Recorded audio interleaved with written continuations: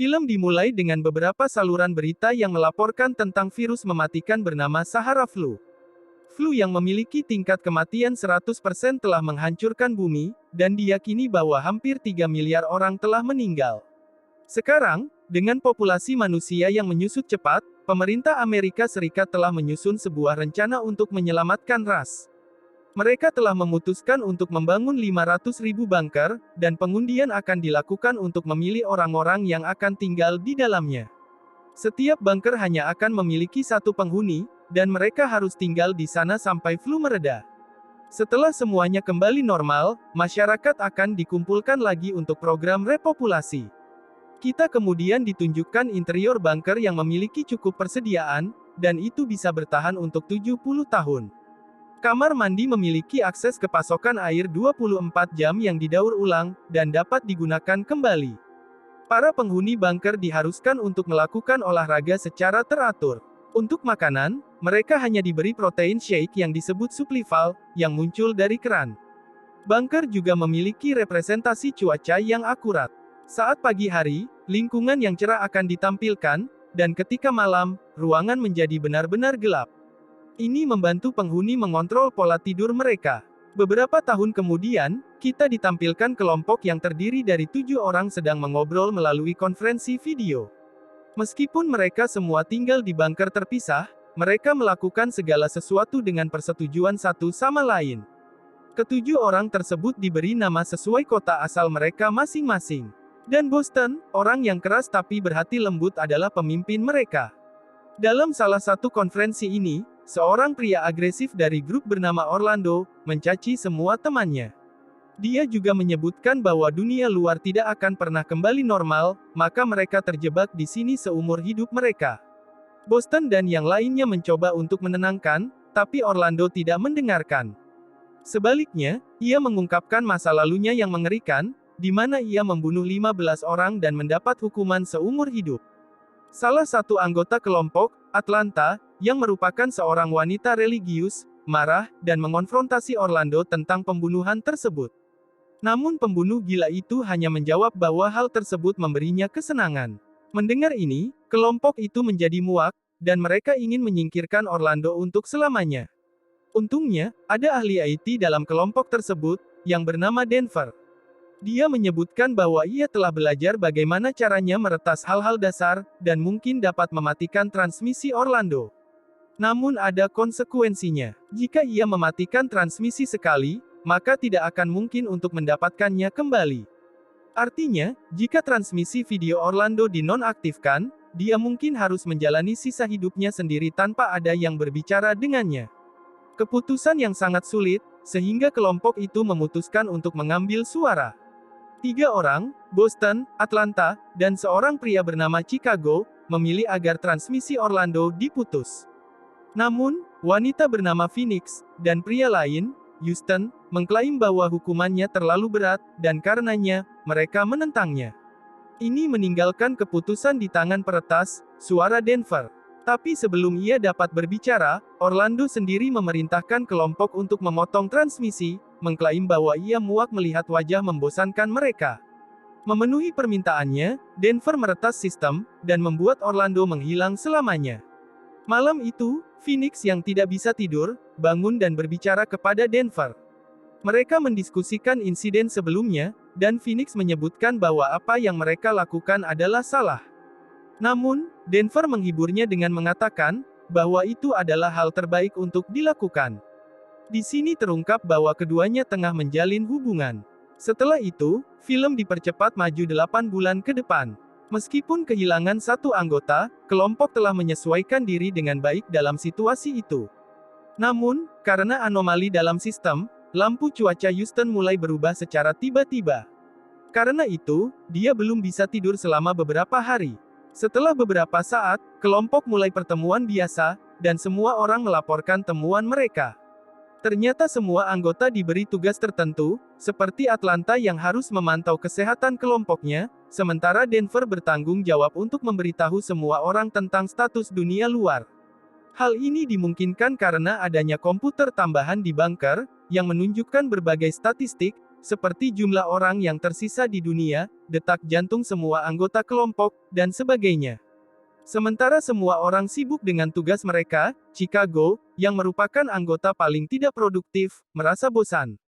Dia memberitahu semua orang bahwa semuanya sia-sia, karena mereka tidak akan pernah melihat dunia luar lagi.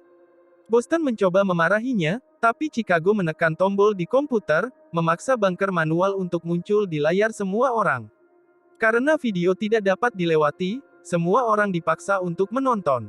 Dalam video tersebut, pembuat bunker, Nadine, mulai menjelaskan berbagai fasilitas di dalam bunker, dan mengungkapkan bahwa bunker itu berada 30 kaki di bawah permukaan. Setelah itu, dia menyebutkan bahwa 500.000 orang itu dibagi dalam beberapa kelompok, dan satu kelompok tersebut terdiri dari 7 orang. Satu-satunya tugas mereka adalah untuk membantu satu sama lain agar bisa bertahan hidup sampai virus diberantas dari bumi. Video berakhir saat Nadine menceritakan bahwa masih ada harapan tersisa di bumi ini untuk umat manusia. Beberapa hari kemudian, saat kelompok ini berdiskusi di salah satu konferensi reguler mereka, komputer data tiba-tiba dimatikan. Meskipun Boston berpikir itu hanya kerusakan sementara, yang lain khawatir bahwa bunker mereka mulai hancur. Hal yang aneh adalah, bahwa komputer-komputer itu berada di bawah semua 6 bunkernya, meskipun mereka berada ribuan mil dari satu sama lain. Belakangan, Phoenix secara pribadi memanggil pacarnya, Denver, dan mengatakan kepadanya bahwa sistem mungkin telah disusupi karena ada celah. Celah itu dimulai ketika mereka meretas ke dalam sistem, dan mematikan video transmisi Orlando. Phoenix kemudian memohon kepada Denver untuk meretas ke dalam sistem lagi, dan membawa kembali Orlando, karena mungkin itu satu-satunya cara untuk mengembalikan komputer data mereka kembali. Namun Denver menyebutkan bahwa membawa kembali transmisi tidak mungkin, jadi tidak ada gunanya mencoba. Mendengar hal itu, Phoenix menjadi marah, dan mulai menceritakan kisah hidupnya. Dia mengungkapkan bahwa ayahnya meninggal di usia muda, dan dia dibesarkan oleh ibunya. Tapi saat tumbuh dewasa, dia mulai memakai narkoba, dan bahkan lari dari rumah beberapa kali. Suatu hari, ketika Phoenix tidak menemukan simpanan obat di kamarnya, dia curiga bahwa ibunya telah mengambilnya. Oleh karena itu, dalam keadaan marah, dia mengambil gunting dan menusuk ibunya sampai mati. Dia kemudian ditahan di penjara keamanan maksimum, sampai virus menyebar dan dia memenangkan lotre ke bunker. Setelah mendengar ceritanya, Denver menjadi emosional, dan berjanji untuk mendapatkan kembali transmisi Orlando. Suatu malam, ia akhirnya berhasil, dan menelpon Phoenix untuk berbagi kabar baik. Mengejutkan, ketika mereka menonton umpan feed Orlando, dia tidak bisa ditemukan. Di adegan berikutnya, pasangan itu menunjukkan feed ke seluruh kelompok, dan seperti yang diduga, Boston tidak senang bahwa mereka mengambil keputusan tanpa memberitahu siapapun. Dia sangat marah pada Denver, karena meretas sistem sekali lagi. Namun pasangan itu hanya menjawab, bahwa mereka tidak peduli lagi tentang pemungutan suara. Pada malam hari, Phoenix sekali lagi menelpon Denver, dan bertanya, apakah dia bisa mengambil beberapa video pribadi Orlando yang pernah dia rekam. Dia menyebutkan, bahwa video itu mungkin mengungkapkan petunjuk kemana dia pergi. Denver menurut, dan segera mulai bekerja. Dia menguji kemampuan meretasnya yang luar biasa, dan akhirnya berhasil mengunduh beberapa video pribadi Orlando.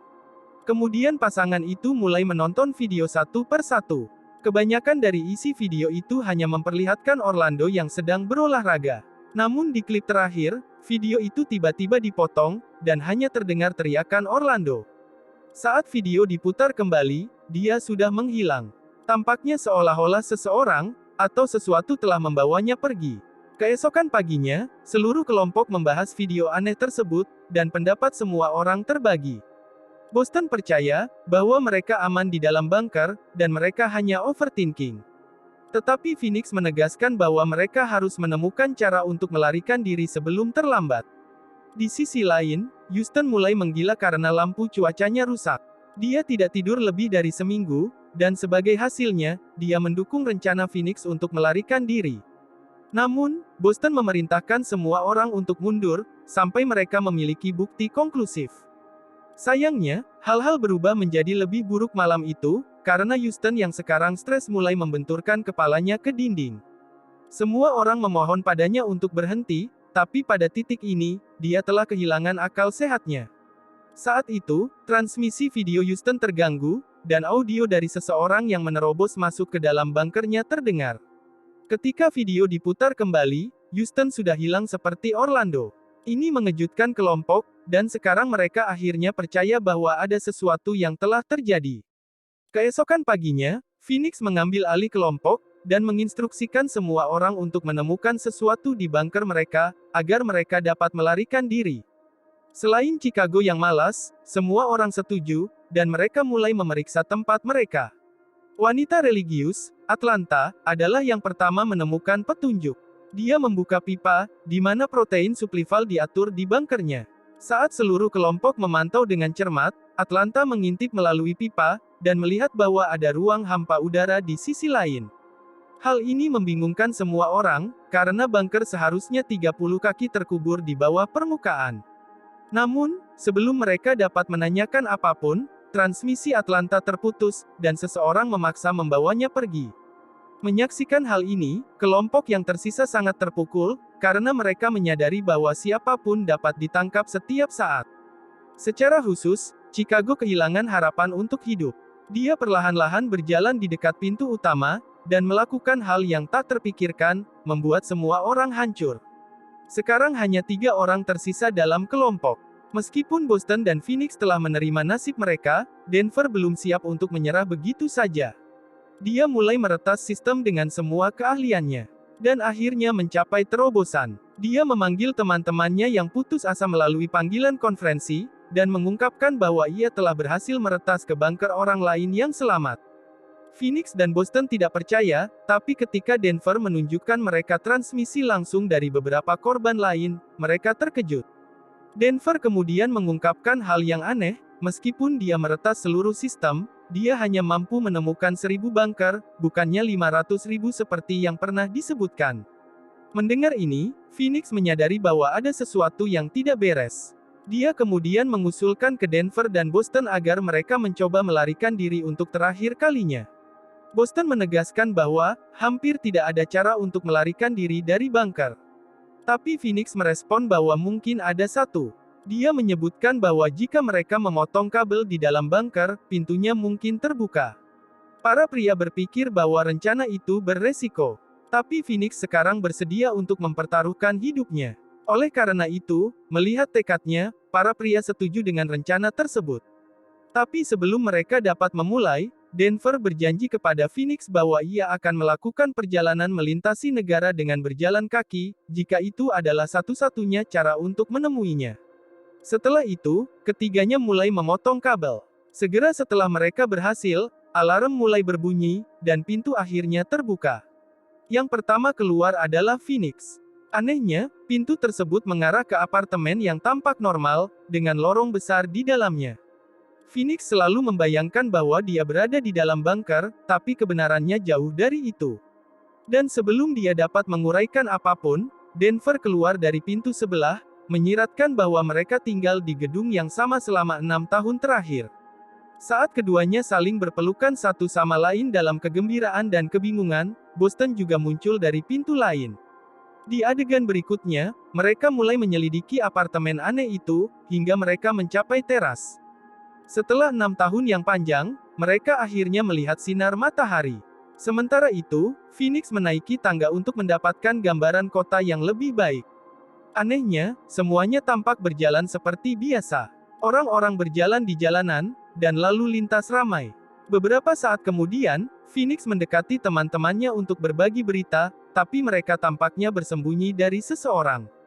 Ternyata orang-orang yang terlihat seperti polisi sedang mencari mereka. Karena tidak ada cara untuk melarikan diri dari teras, Boston memutuskan untuk membuat pengalihan agar teman-temannya dapat melarikan diri. Rencananya berhasil, dan pasangan itu turun ke bawah, sampai mereka mencapai kantor. Tiba-tiba, pencipta bunker, Nadine, datang dengan pistol, dan mengancam Denver untuk mundur. Dia juga memperingatkan Phoenix untuk menjauh darinya, mengklaim bahwa dia adalah orang yang berbahaya. Bingung, Phoenix bertanya tentang apa yang terjadi, dan Nadine akhirnya mengungkapkan semuanya. Ternyata, bunker itu adalah penjara khusus, dan semua orang di dalamnya adalah tahanan. Penjahat seperti Phoenix tidak pernah keluar dari penjara, mereka hanya dipindahkan ke bunker, karena Nadine ingin memberi mereka harapan, dan tujuan baru dalam hidup. Selain itu, flu Sahara tidak pernah ada. Dan berita di TV itu dibuat hanya untuk tahanan. Spekulasi Denver juga menjadi kenyataan ketika Nadine menyebutkan bahwa hanya 1.000 tahanan yang dipenjara di bunker.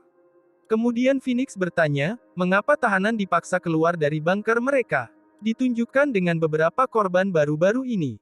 Nadine menjelaskan bahwa ketika Orlando ditendang keluar dari grup, videonya entah bagaimana bocor ke publik. Mereka percaya bahwa tahanan seperti itu, diberikan terlalu banyak kebebasan dan kemewahan di bunker, dan sebagai hasilnya, pemerintah telah memerintahkan untuk menutup proyek tersebut. Oleh karena itu, mereka menarik semua keluar untuk membuat beberapa perubahan di bunker, dan menempatkan mereka kembali sampai mereka dapat menemukan ruang dalam sistem penjara untuk mereka. Untuk sementara, bunker mereka akan dimodifikasi sedemikian rupa, sehingga para tahanan akan memiliki sedikit kebebasan, dan hidup mereka akan menjadi lebih tidak nyaman. Pengungkapan itu mengejutkan pasangan tersebut. Tapi Phoenix masih ingin tahu tentang satu hal. Dia bertanya kepada Nadine, mengapa Denver dipenjara? Dan Nadine mengungkapkan bahwa ia menguntit 15 wanita secara online, dan membunuh mereka secara brutal.